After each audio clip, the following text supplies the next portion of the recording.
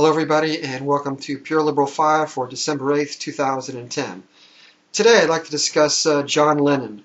30 years ago today he was murdered by some sort of pathetic loser on the streets of New York. He was not murdered, as people will tell you, by some sort of psycho or lunatic. He was basically murdered by a non-entity. And this is really unfortunate because his band, the Beatles, was basically, I think it's the greatest band that ever existed.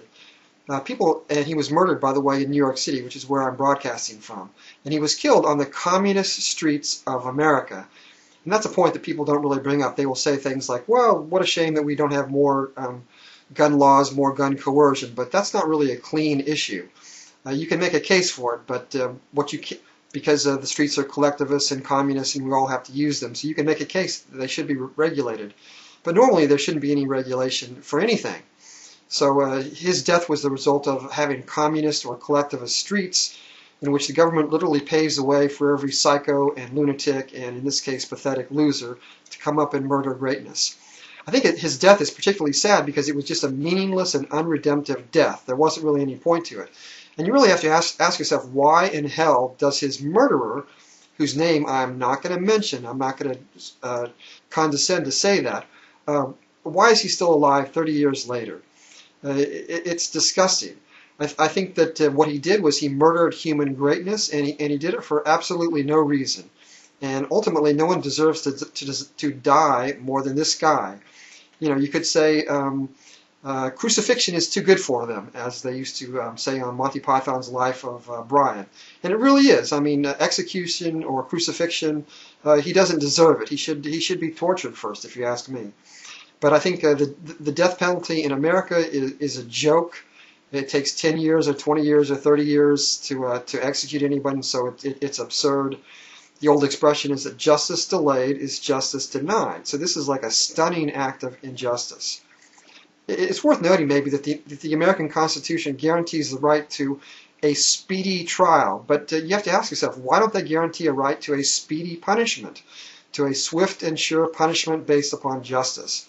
I think that the fact that we have to wait 30 years or 20 years or whatever is monstrous beyond belief, and it's like murdering greatness all over again. It's like killing John Lennon a second time over.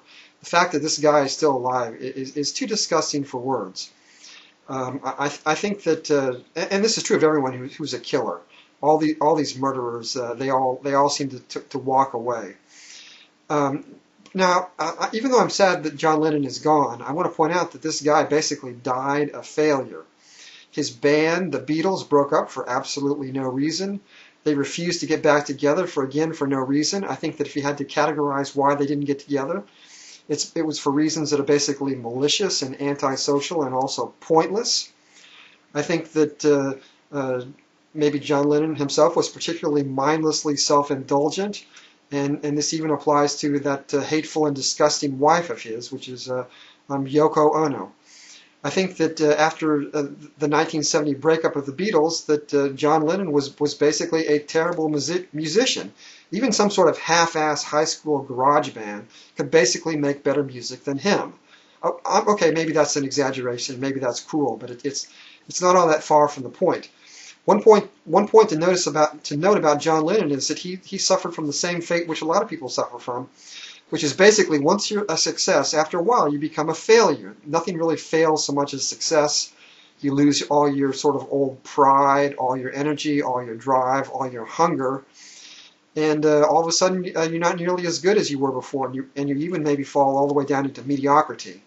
And I think that John Lennon can be described that way, as a mediocrity. He died not as a great man, even though in general terms his murder has to be described as the murder of greatness, and so it's a nightmare beyond belief. But basically after the Beatles broke up in 1970, he made like maybe one good song in 10 years, which is, we all know what it's called. It's called Imagine. And for me at least, it's pretty easy to, as they say, imagine no religion. But as far as imagining no possessions, well, that's poor thinking on his part. And John Lennon's philosophy was garbage. You have to take note of that. And right now, even as we speak, I'm sure that if you were to go visit the area outside the Dakota, which is where he used to live, at 72nd and Central Park West, which is only a couple miles from where I am, I'm pretty sure that if you were to go visit Strawberry Fields, which is just inside Central Park at 72nd Street, you would find that all these people are basically saying one thing, which is that all we are saying is give peace a chance. So that's also his philosophy. He wants to get rid of possessions and he wants to give peace a chance. But, it's an amazingly foolish philosophy. He basically knows nothing about politics, nothing about philosophy. He's a good musician. He's sort of like Einstein. Einstein was a genius when it comes to science, but he didn't know anything about politics, or at least not very much. And he didn't even know very much about philosophy either. I think that what the world needs is not some sort of pitiful crybaby peace. What the world needs is noble and heroic justice. Now you might say, well, what is justice? Well, according to the classical liberal thinker Albert J. Nock, justice is that which one person owes to 1 million, or that which 1 million owes to one man. And justice is something, it's like a fight for that which is morally good. It's synonymous with liberty. It's synonymous with individual rights. And as far as peace goes, I think that war is good forever as long as there are bad guys that you need to make war against. Sometimes war is good. Sometimes peace is evil. So this business of just whining and crying for peace, which is what John Lennon says, is a nightmare.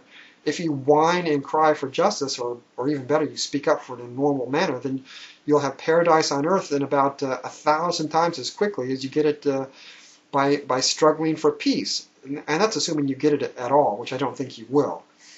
I think that there should be war basically forever against the communists and the Muslims and the criminals and the other people that violate individual rights. There should never be peace with these guys.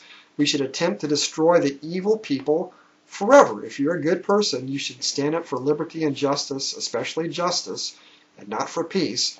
And you should try and destroy the bad guys forever. Wage war against them forever. The standard of value, the political value, the social value which you want is justice. It's not peace, and that means basically death to the communists and Muslims and criminals forever, or at least neutralize them and defeat their philosophy.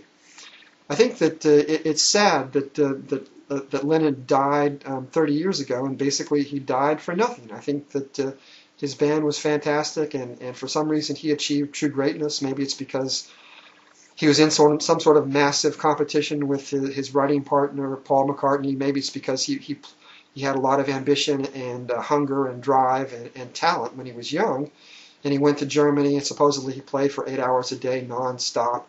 And so that's like going through the wars. I'm not sure why he became so great, but for some reason he did. So it's sad that his life was lost, especially for no reason. But you could say that his life taught us a great many lessons, and I've tried to teach some of them to you. So he didn't die for nothing. He really did teach us a lot of lessons if only we would learn.